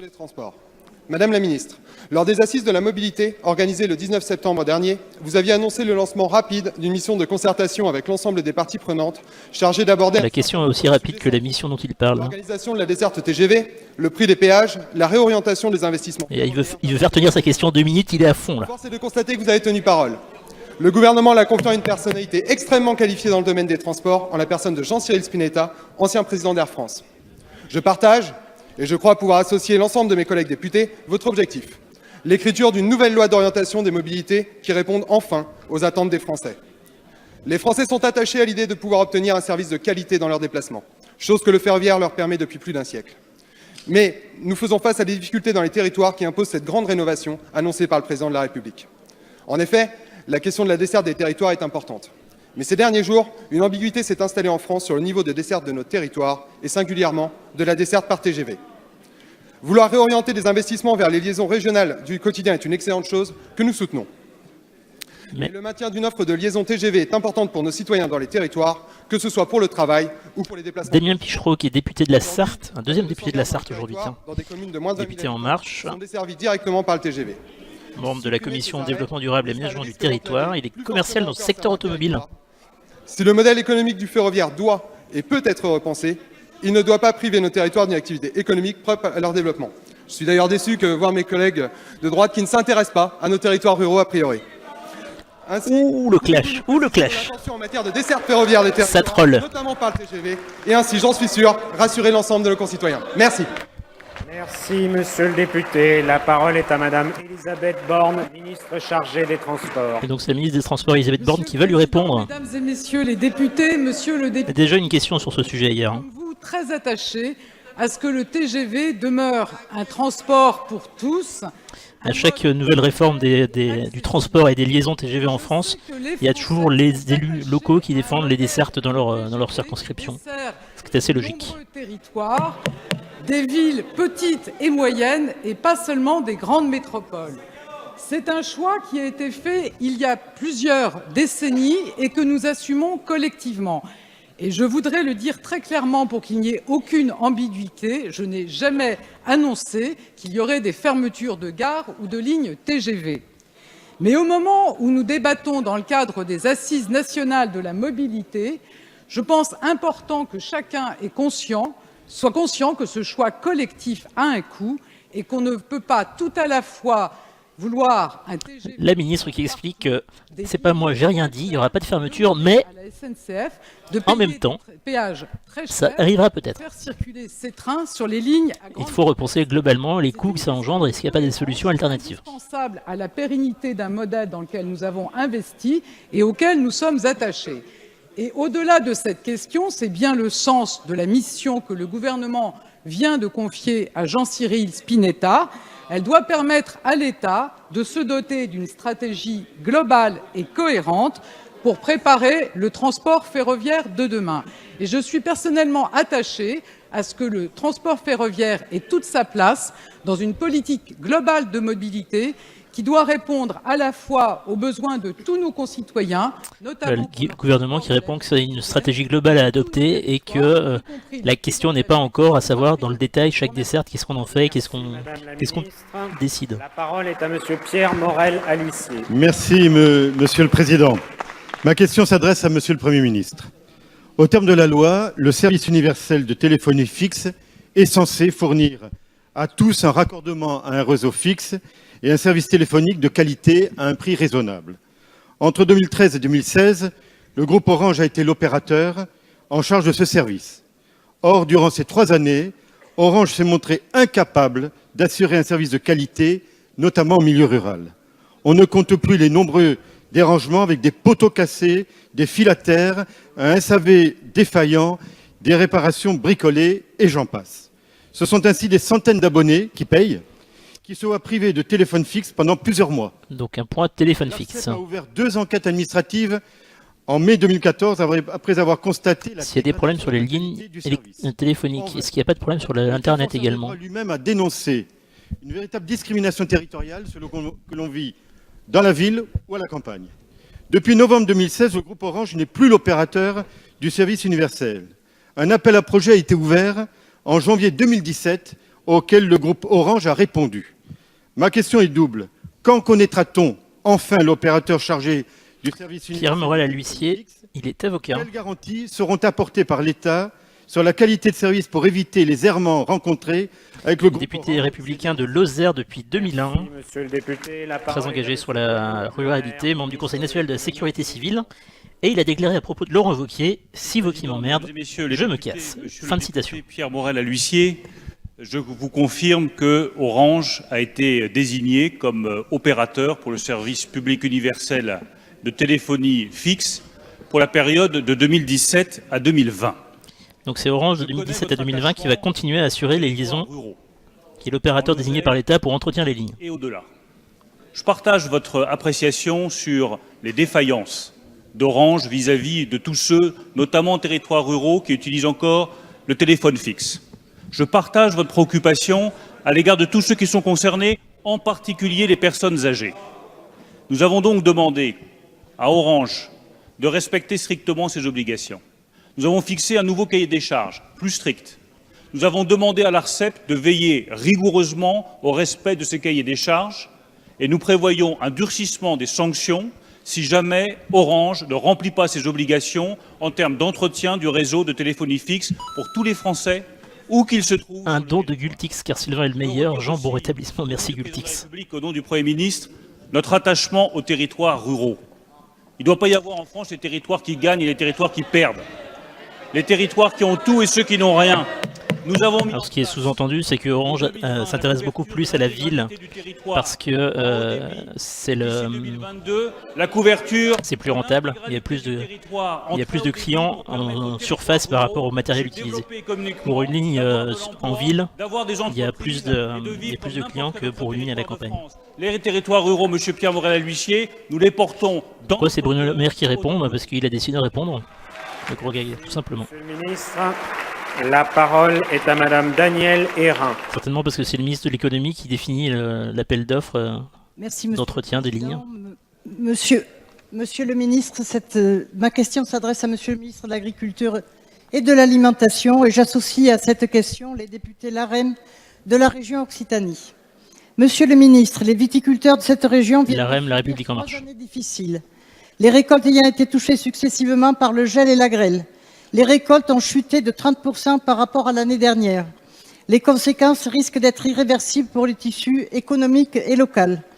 L'une des explications est la réticence des viticulteurs à recourir au dispositif d'assurance contre les aléas climatiques. En effet, en France, seuls 20% des exploitants s'assurent contre près de 80% en Allemagne ou aux États-Unis. À travers nos rencontres avec les organisations viticoles, nous avons pu analyser les raisons de la C'est bizarre que ce soit pas un bourguignon qui parle de vin. À l'égard des dispositifs d'assurance qui n'apparaissent pas... Il y a du vin ailleurs qu'en Bourgogne. Les raisons sont les suivantes. Le calcul en moyenne olympique sur 5 ans, le montant de la franchise. Des négociations sont en cours au niveau européen et semblent avoir acté une baisse de 30 à 20%, donc reconnue. Le fait d'assurer un rendement au lieu d'assurer un chiffre d'affaires. Les produits d'assurance proposés qui ne sont pas adaptés. Des négociations sur le thème des assurances. Donc là, une question sur les assurances des viticulteurs par rapport aux dégâts climatiques qui ont été assez nombreux ces dernières années. Et notamment cette année, il y a des secteurs qui ont été très touchés. Je pense au Jura par exemple et certainement à l'Occitanie. Et d'autres qui l'ont été beaucoup moins, le Champagne et la Bourgogne. Afin de lancer une réflexion sur des mesures qui pourraient... Et donc comment le gouvernement peut soutenir la profession viticole face à ces assurances, pour s'assurer des risques climatiques qui sont très variables et très compliqués à gérer. Merci Madame la députée. La parole est à Monsieur Stéphane Travert, ministre de l'Agriculture et de l'Alimentation. Merci Monsieur le Président, Mesdames, Messieurs les députés, Madame la députée Danielle Hérin. Vous avez parfaitement raison. Les viticulteurs et la filière viticole en France a subi... Daniel Hérin était président de l'université, sécheresse d'une part, député de la première circonscription de l'Aude. Pour cette année est particulièrement importante et nous avons besoin de mobiliser un certain nombre d'outils qui existent aujourd'hui, notamment le volume complémentaire individuel, mais aussi les réserves interprofessionnelles. Aujourd'hui, l'assurance récolte couvre 25% des viticulteurs français et les pouvoirs publics viennent prendre en charge jusqu'à 65% des primes d'assurance qui sont aujourd'hui payées par les exploitants. Des travaux ont été engagés avec la profession. J'ai reçu la filière viticole tout entière il y a quelques semaines au ministère de l'Agriculture pour faciliter une diffusion beaucoup plus large aujourd'hui des différents dispositifs. Bonjour Néo Delesquin. La gestion des risques est une composante majeure de la compétitivité aujourd'hui et nous souhaitons au niveau national pouvoir nous rapprocher de ce que peut porter le CSO à travers le conseil et la communication sur la gestion des risques, encourager un certain nombre de démarches préventives et enfin définir... Nous avons le plan sur Stéphane Le Foll, puisque c'est une question liée à l'agriculture et la viticulture. Ancien ministre de l'Agriculture. Travaux qui sont portés par le CSO et j'ai proposé à la filière viticole que nous puissions monter un pacte viticole lorsque nous aurons à négocier la PAC pour que ensemble nous puissions trouver les voies et les moyens les meilleurs pour encourager notre filière viticole et que cette filière à laquelle nous attachons énormément d'importance puisse être au rendez-vous des défis et des enjeux qui sont les siens. Merci Madame la Ministre. Donc il propose un pacte viticole pour soutenir les filières en cas de difficulté lors de la négociation de la PAC, politique agricole commune de l'Union européenne.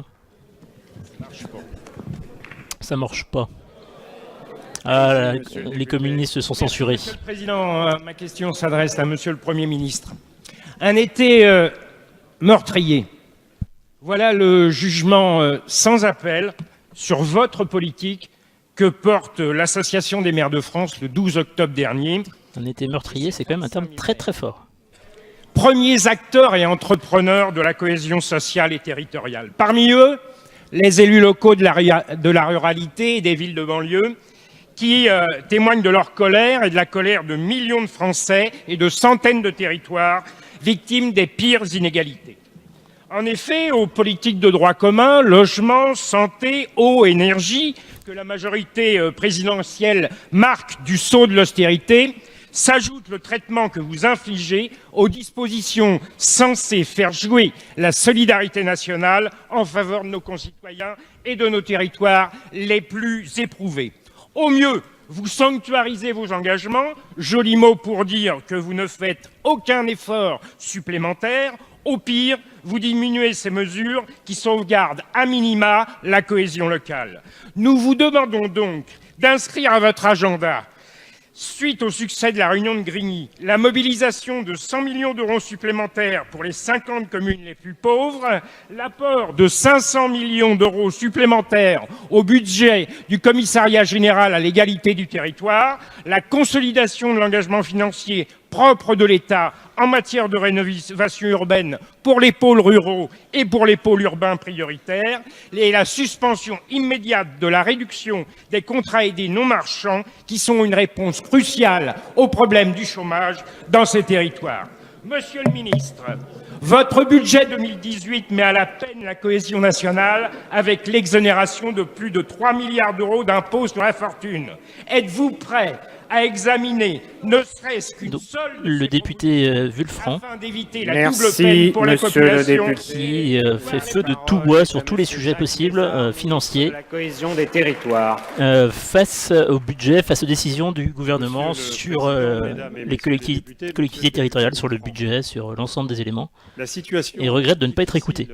De certains territoires que nous connaissons. Ah non, la régie, ce n'est pas Julien de Normandie. Vous avez parlé des territoires ruraux, ne remonte pas à cet été. Aujourd'hui, à quoi assistons-nous? Dans nombre de ces territoires, effectivement, un sentiment de marginalisation et un recul de la République. C'est une responsabilité collective et nous savons ensemble, et c'est une réalité qui dépend. Jacques Mézard qui répond que c'est une responsabilité collective, la situation des collectivités territoriales, c'est pas que du fait du gouvernement actuel. Qui ont traité de manière mais il assume aussi ces territoires. Et aujourd'hui, lorsque vous nous dites que nous ne faisons pas assez, je vous rappelle très simplement qu'en ce qui concerne, parce que j'ai écouté le cri qui montait de Grigny, oui, je connais la situation des élus locaux et des maires qui sont confrontés à ces graves difficultés. Nous essayons et nous y travaillons pour apporter des solutions. Nous l'avons fait avec le ministre de l'Éducation sur les 2500 classes qui ont été dédoublées. Nous allons le faire sur la police de proximité. Nous le faisons effectivement. Pour répondre à une des questions qui a été posée dans le chat, la cohésion des territoires, c'est de faire qu'il n'y ait pas tout pour les grandes villes et rien pour le monde rural. C'est qu'il y ait une cohérence, une cohésion globale et un équilibre sur l'ensemble des territoires pour tous les services publics, toutes les actions de l'État en fait. Doubler le budget. Vous Pour faire très simple. que ce n'est pas la solution. La solution, c'est d'avoir une politique commune. Comment on fait pour qu'il y ait du médical à la campagne? Comment on fait pour qu'il y ait des solutions, qu'il y ait des écoles, qu'il y ait tout ça? Car je l'ai déjà dit, services. j'en suis convaincu. Si la République a reculé, c'est notre responsabilité à tous. Et pour qu'elle ne soit pas remplacée par d'autres, et vous savez lesquels, il est nécessaire aussi que nous sachions nous rassembler, comme cela a été le cas tout à l'heure, dans l'intérêt de la République. Merci, monsieur le ministre. Voilà une réponse très sèche de Jacques Mézard à la question très sèche du député Hubert Jules Franc, député communiste de la 3e circonscription de Seine-Maritime. Ma question s'adresse à monsieur Bruno Le Maire, ministre de l'économie et des finances. Monsieur le ministre, nous sommes nombreux ici à partager une conviction qui est celle d'œuvrer pour réorienter une partie de l'épargne des Français vers les fonds propres des entreprises, pour faire grandir ces entreprises, pour qu'elles innovent plus, se préparent au marché de demain et soient mieux à même de créer de l'activité et des emplois. Cela a été souligné ces jours derniers au sein de notre commission des finances. Les Français, qui sont par ailleurs des champions de l'épargne, sont averses, pour ne pas dire allergiques au risque. Et cela beaucoup plus qu'ailleurs. Certaines études récentes mettent en lumière que la part d'investissement immobilier des Français est la plus élevée au monde, plus de 10 points au-dessus de la moyenne européenne et mondiale. Par ailleurs, la Banque de France relève chaque année que l'épargne financière... Question Chouba pour justifier la politique fiscale du gouvernement. ...liquide et non risqué. Pourquoi le gouvernement souhaite que les Français arrêtent d'épargner et investissent dans les entreprises? Il est indéniable que nous avons eu tendance ces dernières décennies, notamment par nos choix fiscaux, à installer une culture de la prudence et de la frilosité quand nous avions besoin d'un peu plus d'audace, de confiance et d'outils pour le développement de nos entreprises. Monsieur le ministre, le projet de loi de finances est construit pour modifier substantiellement le logiciel français de l'épargne en l'orientant vers ceux qui osent, qui entreprennent et qui portent une ambition collective pour la vitalité économique de notre pays. Nous, députés, voulons pleinement nous emparer de ce sujet et contribuer, avec les PME, avec les intermédiaires financiers, à des dispositifs d'épargne innovants. Au-delà de ce PLF et de la dynamique qu'il créera, quelles sont, de votre point de vue, les mesures à privilégier pour passer en matière d'épargne d'une culture de la prudence à celle de la confiance et de l'investissement? Je vous remercie. Merci, monsieur le député. La parole est à monsieur Bruno Le Maire, ministre de l'économie et des finances. Nos questions sur les mesures fiscales Mesdames et messieurs les députés, pour inciter les Français à investir. les Français ne sont pas frileux. Ils sont tout simplement pleins de bon sens. Ils ont compris que la fiscalité sur le capital étant l'une des plus élevées en France de tous les pays européens, il n'y avait absolument aucun intérêt à aller investir leur économie dans l'économie productive, dans les entreprises et dans ce capital. Le taux marginal d'imposition sur les intérêts est en France de 62%. Il est de 26% en Allemagne. Le taux d'intérêt marginal sur les dividendes est de 44% en France. Il est de 26% en Allemagne. N'allez pas chercher ailleurs pourquoi nous avons tellement de mal à trouver du capital pour financer nos entreprises. Taux marginal d'imposition, je cherche la définition exacte pour ne pas vous dire de bêtises. Mais... Avec le Premier ministre et avec tout le gouvernement. Alléger enfin la fiscalité sur le capital pour que nos entreprises puissent investir, innover et créer des emplois pour tous les Français. Le prélèvement forfaitaire unique à 30% vise à simplifier l'imposition sur le capital, vise à l'alléger et vise à mieux financer notre économie. Parce que l'objectif de ce projet de loi de finances pour 2018, l'objectif de ce choix fiscal majeur, de l'allègement de la fiscalité sur le capital, ce n'est pas pour faire plaisir aux uns ou pour faire plaisir aux autres, c'est pour rendre service à la France et créer enfin dans nos entreprises les emplois dont tous les Français, sans exception, ont besoin. Voilà la mesure majeure que nous défendons, voilà celle que vous aurez à voter demain. Je compte sur votre soutien. Nos entreprises ont besoin de capital pour investir, innover et produire enfin une croissance avec des emplois. Merci. Voilà le ministre Bruno Le Maire qui explique que la fiscalité mise en place dans le PLF, le projet de loi de finances, est fait pour inciter les gens à investir, les Français, et d'ailleurs les investissements étrangers, à investir dans les entreprises plutôt que dans l'épargne classique. Le recul du pouvoir d'achat pour 500 000 personnes en situation de handicap ou invalide. Tels sont les mots de l'AFM Téléthon, de l'Association des paralysés de France, d'AIDE, de l'UNAPI et 7 autres associations qui ont lancé conjointement une pétition. En effet, vous êtes en train de mener un tour de passe-passe en augmentant l'allocation adulte handicapé tout en révisant la baisse des critères d'attribution pour les couples comptant un allocataire. Ah, c'est dommage que cette question arrive maintenant puisque la réponse a déjà été apportée tout à l'heure. Répondit à cette personne qui m'a écrit et qui vous a d'ailleurs écrit aussi. Je le cite. « Je me permets de vous contacter aujourd'hui afin d'exposer une situation commune à bon nombre de mes concitoyens. Allocataire de l'AAH pour un handicap permanent à taux plein, j'ai découvert il y a peu que l'AAH sera distribuée comme un RSA. Les revenus du conjoint seront pris en compte dans le calcul. Qu'un RSA se base sur les revenus du foyer est logique, il répond à une situation précise qui se doit d'être temporaire. Mais le handicap, comment justifier le fait qu'en cas de relation, l'handicapé à taux plein se retrouve dépendant du conjoint comme un enfant à charge? L'handicapé n'est pas un poids qu'on transmet de parents à conjoint. Je ne veux pas me retrouver comme un fardeau pour la personne que j'aime. Le droit au mariage concerne aussi les handicapés.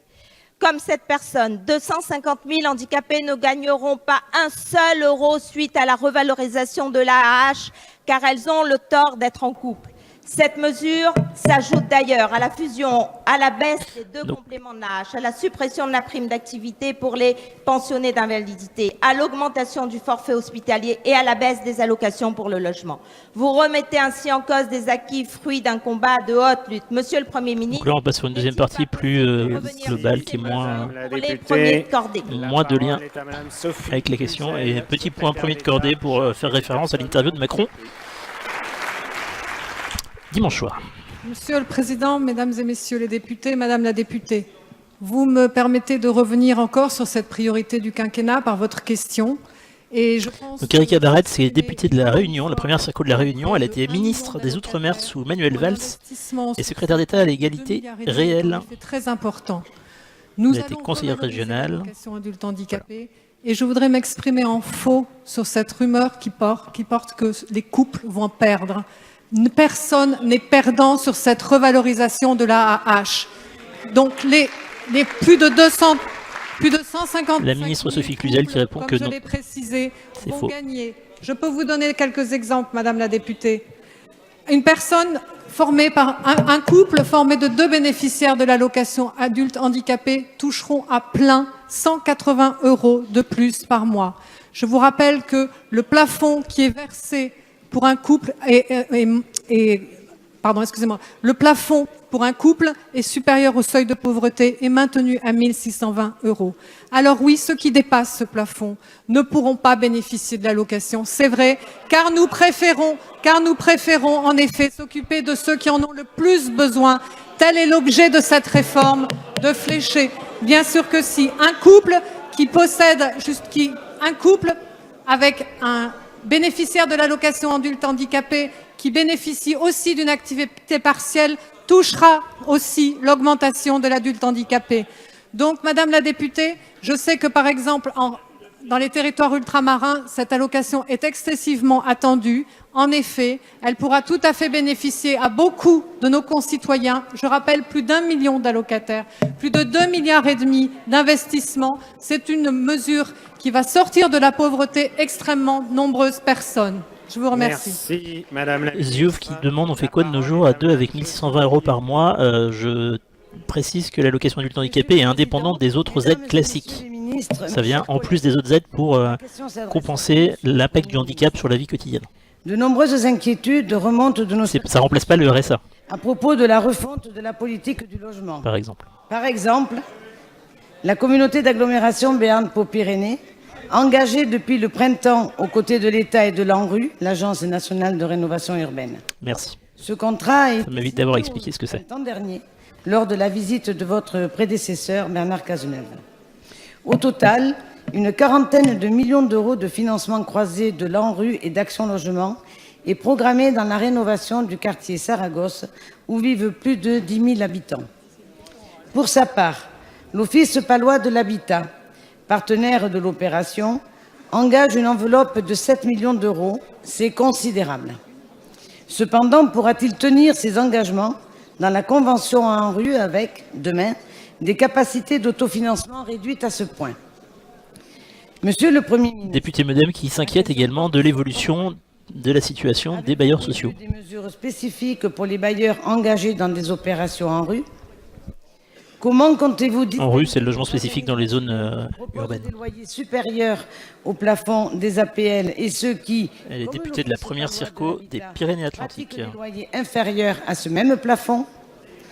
Dans le même temps, comment ferez-vous la distinction entre les organismes qui bénéficient de réserves financières importantes et ceux qui sont déjà engagés pleinement dans leur mission sociale? En résumé, comment faire les efforts budgétaires nécessaires sans pénaliser les organismes qui appliquent déjà des loyers particulièrement bas? Je vous remercie. Merci Madame la députée. Donc voilà, c'est la députée Modem, donc dans la majorité gouvernementale. La question est mesurée. Cohésion des territoires.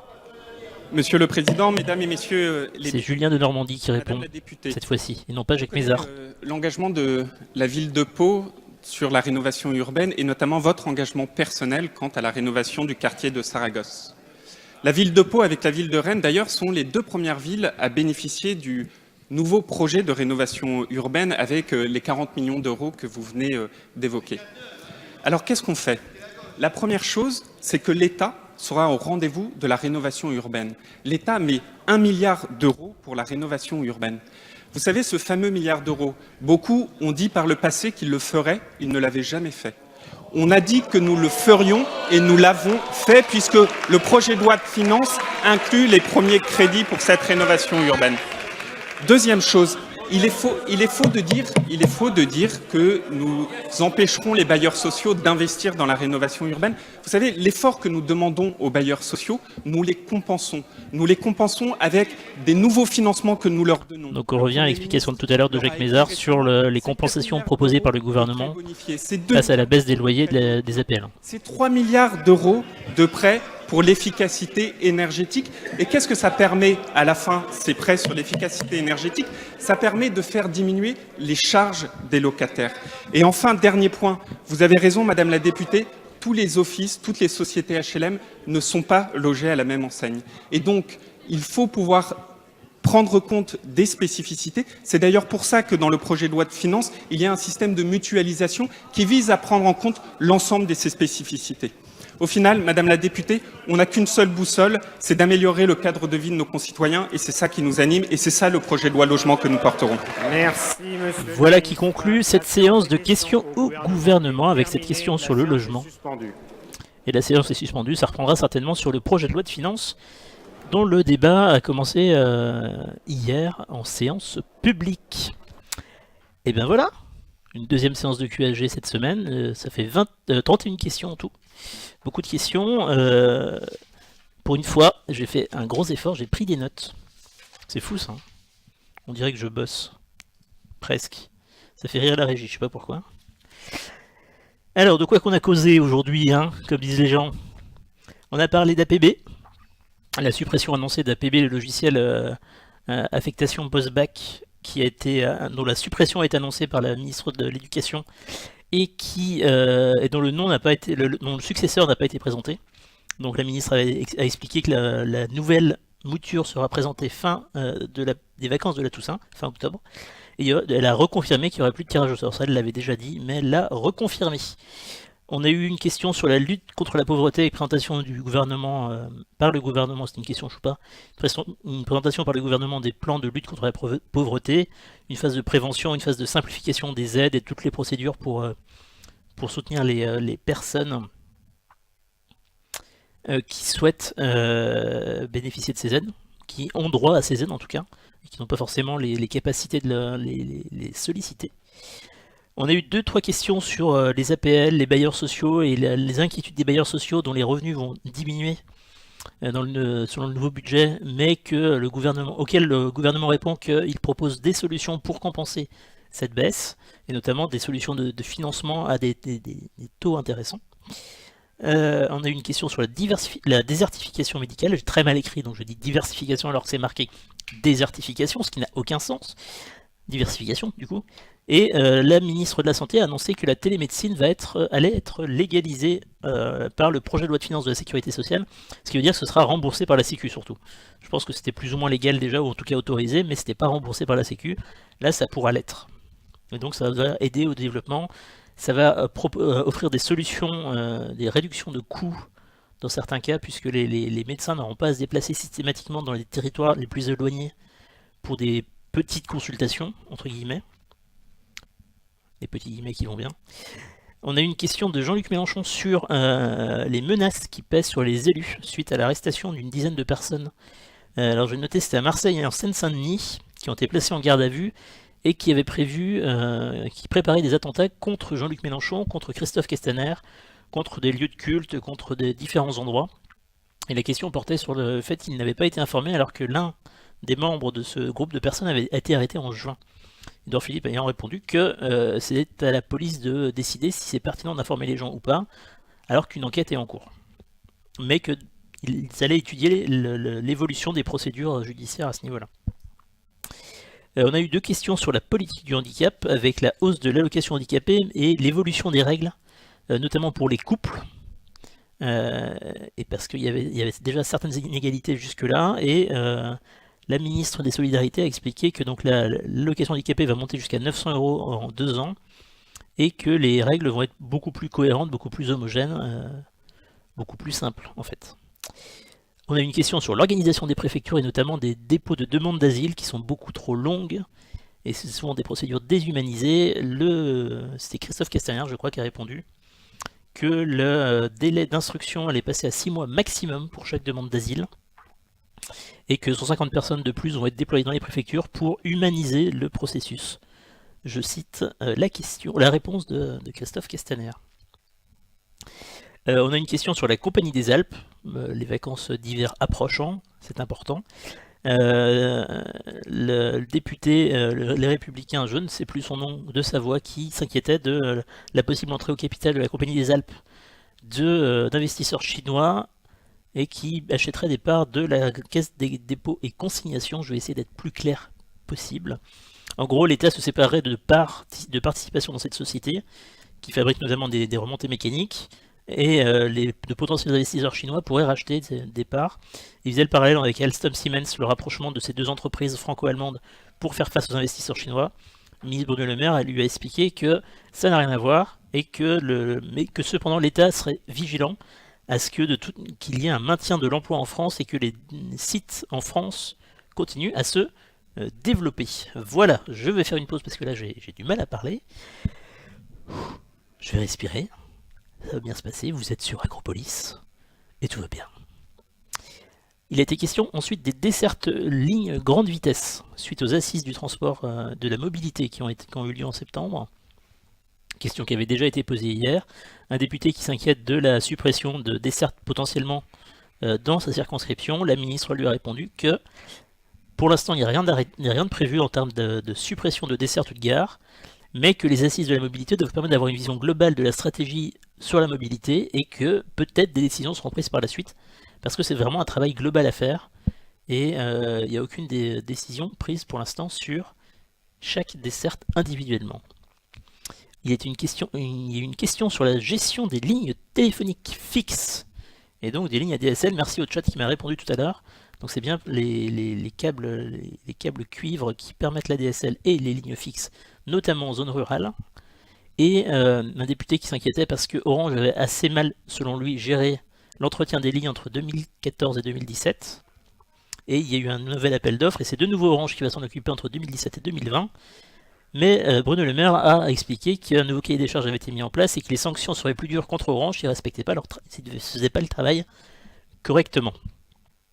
On a eu une question sur la viticulture, et notamment les dégâts naturels qui ont été importants cette année, comme assez souvent en fait ces dernières années, et sur les assurances qui sont possibles pour aider les viticulteurs à faire face aux années où la production est bien en dessous de ce qu'ils pourraient espérer. Le ministre de l'Agriculture, Stéphane Travert, a expliqué qu'il y aurait un pack viticole qui allait être créé pour soutenir les viticulteurs, aussi bien pour payer les assurances que pour compenser les pertes en cas de grands dommages naturels.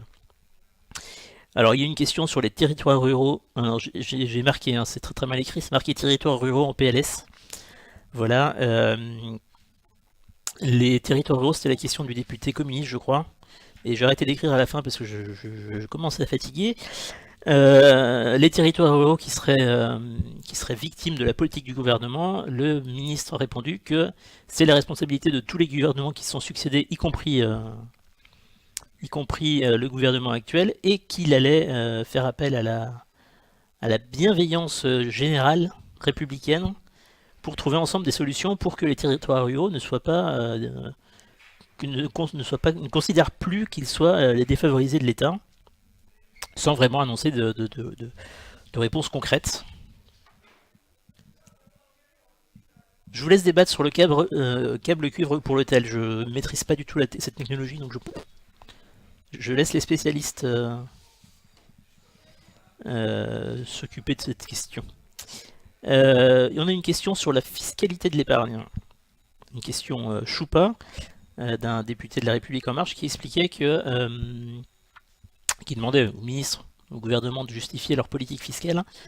Bruno Le Maire qui a répondu que la logique voulait que jusque-là les Français n'investissaient pas dans les entreprises parce que la fiscalité n'était pas du tout favorable à ça, et c'était logique, et que si on veut que les entreprises disposent de capital et de ressources financières pour se développer, pour être en croissance, pour créer des emplois, etc., il fallait améliorer la fiscalité, ce que fait donc le gouvernement, selon Bruno Le Maire, dans le nouveau projet de loi de finances du budget. Et les dernières questions, c'était à nouveau des questions sur l'allocation adulte handicapé et sur la politique du logement. Et voilà les 15 questions qui ont été posées aujourd'hui. Alors, il y a un claquement de doigts de la part de la régie. Peut-être qu'elle pense que je dors. Ah, la régie bouge les mains. Et la régie danse. Alors on danse. Comme dirait Stromae. Alors, chez moi c'est encore du cuivre, oui, pour internet et téléphone, Orange est dans le coin pour mettre la fibre. Entre guillemets. Voilà, je pense qu'il y a plein de cas particuliers sur tout le territoire. Et il a dit Gattaz pour que tout le monde s'énerve sur lui sur Twitter. Est-ce que... Qui est-ce qui dit Gattaz? Il était question de Gattaz?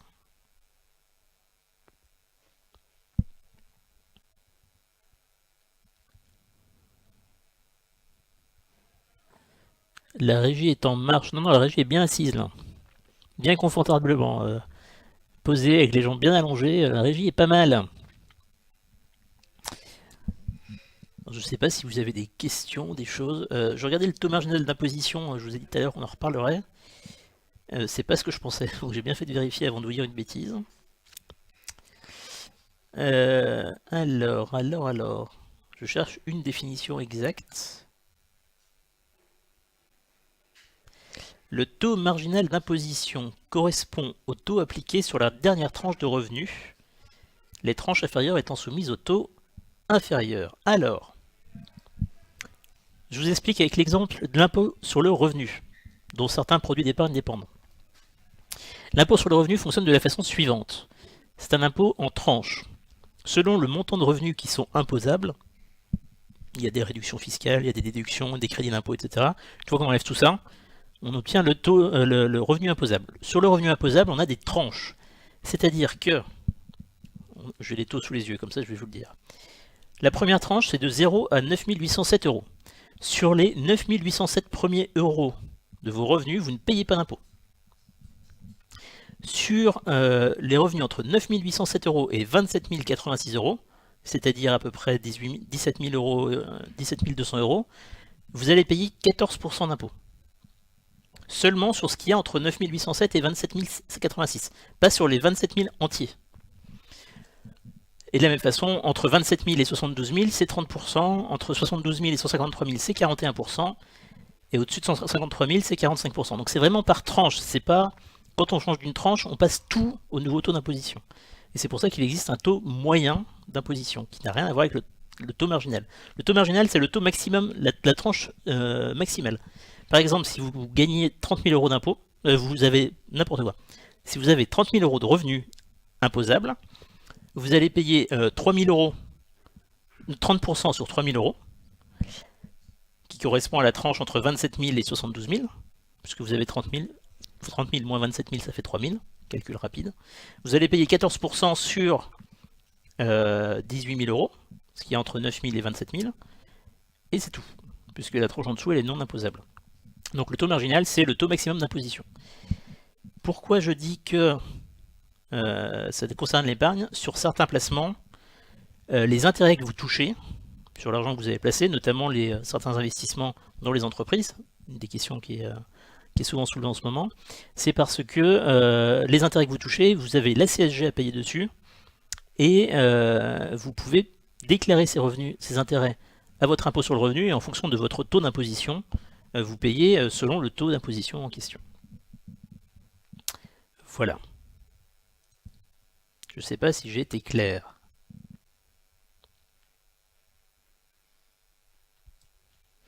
« 9 807 €, c'est même pas un SMIC, c'est normal de payer des impôts en étant en dessous du seuil minimal. » Alors, Xan,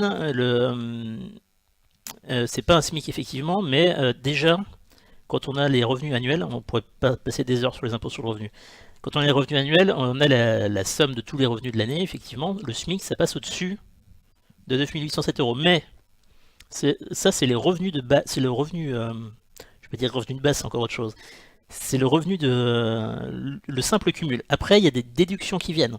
Il y a déjà déduction soit moins 10% automatiquement, soit déduction des frais réels. C'est-à-dire tous les frais qu'on engage pour aller travailler, par exemple, pour déjeuner quand on est au travail parce qu'on habite trop loin. Et tout ça, ça peut se déduire de ce total des revenus avant le calcul de l'imposition. Donc même si on touche un SMIC, on peut se retrouver en dessous des 9 807 €. Je parle bien du revenu imposable et non pas du revenu net qu'on a sur sa feuille de paye, qui est différent. Donc c'est bien plus compliqué que ça en fait. Et après il y a aussi la prime d'activité, enfin, il y a plusieurs mécanismes qui font que c'est pas simplement le revenu que vous avez en bas de votre feuille de paye qui rentre en compte. C'est évidemment plus compliqué que ça, c'est toujours plus compliqué que ça, dans toutes les situations. Je suis assez étonné qu'il ne soit plus du tout question de Saint-Martin. Alors, je reviens sur Saint-Martin après, mais est-ce que j'ai été clair sur l'impôt sur le revenu ou est-ce qu'il y a des choses qui n'en sont pas claires? Non, moi je te parle de ce qu'on déclare aux impôts, on est bien d'accord. Oui, on parle de ce qu'on déclare aux impôts. Il y a ce qu'on déclare aux impôts, mais il y a des déductions qui viennent avant l'application du taux, avant de prendre en considération le montant pour le taux. Voilà. Et donc pour finir l'explication, le taux moyen d'imposition, qui est le taux en fait effectif auquel vous payez des impôts, c'est la moyenne entre tout ce que vous payez par rapport à tout ce que vous touchez en fait. Parce que sur 30 000 €, vous avez une petite partie à 30%, vous avez une plus grosse partie à 14% et une partie à 0%. On prend le montant global que vous payez, et on fait le ratio entre ce que vous payez et ce que vous touchez comme revenu, et ça fait le taux moyen d'imposition. C'est vraiment le taux d'imposition, votre taux d'imposition personnel. Il ne correspond pas à une tranche.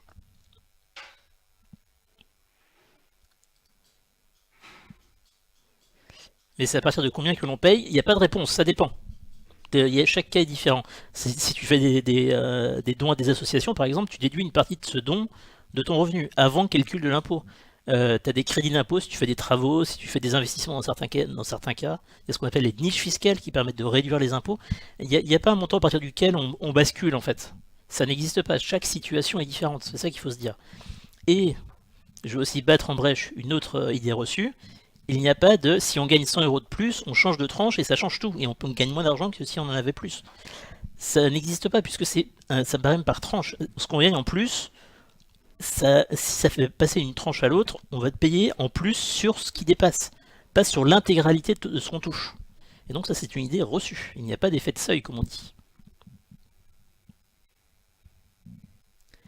Après je vous dis pas que c'est bien, pas bien. Moi je suis là pour vous expliquer comment ça se passe. Après chacun se fait son avis. Par exemple pendant la campagne électorale, il y a des candidats qui proposaient d'augmenter le nombre de tranches, de façon à ce que plus les revenus augmentent, plus on soit imposé de manière beaucoup plus progressive. Là, il y a 5 tranches qui existent, 0, 14%, 30%, 41%, 45%. Je crois qu'il y a un candidat qui voulait passer à plus de 20 tranches, je crois. De façon à augmenter l'effet progressif de cet impôt. Oui, non, mais 14 tranches. Un certain candidat qui aurait pu être élu à 600 000 tranches près, on avait proposé 14 a priori. J'ai dit 20, je vais peut-être exagérer un peu.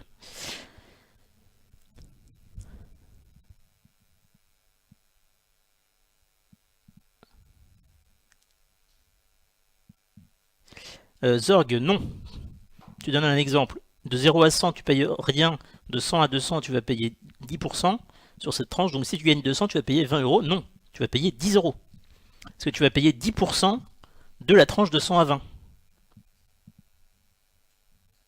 Je sais pas si c'est clair comme pour tout le monde.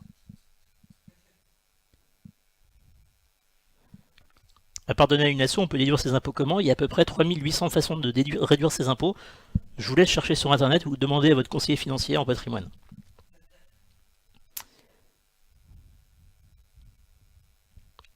Voilà, il y a 200 niches fiscales en France, vous allez consulter. Bon, il y a aussi des niches fiscales pour l'impôt sur le revenu, pour l'impôt sur la fortune, mais... Voilà, c'est quelque chose d'un peu compliqué le mécanisme, mais en fait, une fois qu'on prend le temps de se poser pour le comprendre, ça se passe mieux en général. Voilà. Mais c'est très bien l'exemple que tu donnes, c'est peut-être plus clair pour tout le monde, Zorg. Tu as bien fait de l'écrire. Et Jojo propose ses services de comptable au Discord, sur le Discord, les amis. L'occasion pour moi de vous remercier d'avoir été présent, de remercier Alex à la régie qui a assuré comme un chef, une expression bien de chez nous. Je tiens à remercier la modération qui a modéré toujours avec dextérité et sincérité. Et ça, on l'aime pour ça. Remercier Théo qui a fait un magnifique générique. Remercier l'équipe de préparation qui a été exceptionnelle, comme d'habitude, j'ai envie de dire. On commence à s'habituer à ce caractère exceptionnel. Ce qui est assez paradoxal finalement, et c'est ça qui est génial avec elle, c'est qu'elle sait se renouveler dans l'exceptionnalité. Et c'est ça qui est beau. Donc je remercie Amy, je remercie Thomas, et je remercie... je n'ai pas envie de dire de bêtises sur le prénom. Surtout qu'il n'a pas le même nom sur le chat et dans la vraie vie. Donc Benoît. Voilà. Qui est-ce que je n'ai pas remercié? Je remercie les tipeurs qui ont été exceptionnels encore une fois sur ce stream. Je réponds à une question qui a été posée tout à l'heure. Pourquoi Jean a moins de dons pendant ses streams que moi? Eh bien tout simplement parce que Jean stream plus souvent. Et donc au cumul en fait il en a plus. Je remercie Jean qui m'a laissé sa place généreusement. Hein. Qui est-ce que je n'ai pas remercié? Je vous invite à aller sur le Discord pour continuer... les débats, le lien est dans la description, vous avez le Facebook, le Twitter, tout ça. Je vous invite à mettre le pouce bleu sur le replay pour soutenir la visibilité d'Acropolis. Je remercie Théo qui va nous faire une magnifique miniature pour cette vidéo, je ne m'en inquiète pas, j'en suis sûr, je lui fais confiance. Et voilà, je crois qu'on a fait le tour. Si je crée mon asso, je me donne mon argent et je paye pas d'impôts, ça marche? Non. Ça se passe pas comme ça, le gros gag. Alors déjà, quand tu donnes à une asso, tu donnes pas à quelqu'un, tu donnes à une asso. Et il y a certaines règles pour les associations, c'est pas à toutes les associations. Et donc, rendez-vous sur le Discord. Le prochain stream sur Acropolis est à 19h45. Vous sortez vos cahiers de texte et vous notez 19h45, 2 points, au Canada. Avec le bon Florian, qui viendra vous parler du Parlement d'outre-Atlantique. Voilà. Il me reste à vous souhaiter un fort, on peut dire les deux. Un fort agréable après-midi en notre absence, soit avec les replays. Et je vous dis, moi, pour ma part, je ne sais pas quand, à bientôt. Rendez-vous ce soir à 19h45 pour Au Canada. Gros bisous.